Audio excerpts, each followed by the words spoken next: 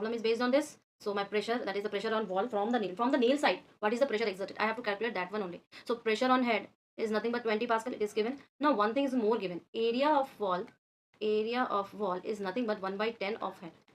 Okay, and I will use this beta. So my force will be what? Force is what? Pressure is equal to force upon area. Force upon area. So my force will be what? Pressure into area. So pressure is 20 pascal, but I have to calculate the area, right? So this will become what? P is equal to F upon A by 10. Why A by 10? Because it is the area of your 1/10 of the head. Okay, so what I will get? 10 into 20. So finally I will get 200 pascal. Okay, it is question number your 5, right? So it is based on the floating object density. Okay, it is based on floating object density. So for this reason, what is given? That 3/4 of object is immersed. 3/4 of the object is immersed. Okay, so when this thing is given, so I know that density of object divided by density of water is equal to 3 by 4, as it is given. Okay, so I can directly say that, I can directly form this formula. I can say that density of object is nothing but 3 by 4 into 1000. Why 1000?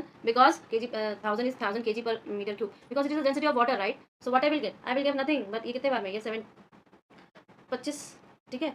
तो ये हो जाएगा 750 kg per meter cube.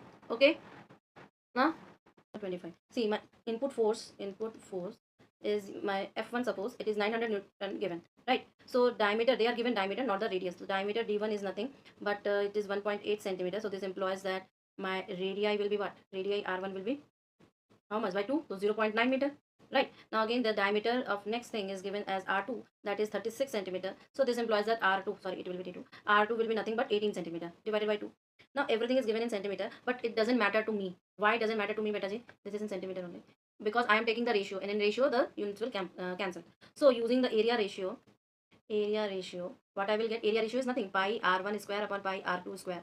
Okay, they are just A1 upon A2.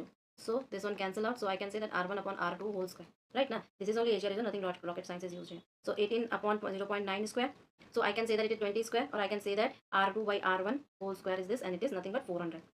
Okay, now my using Pascal's law of area and force. So what I will get? That F2 is nothing but F1 into 400, or I can say 900 into 400. So I can say that 64,000 Newton.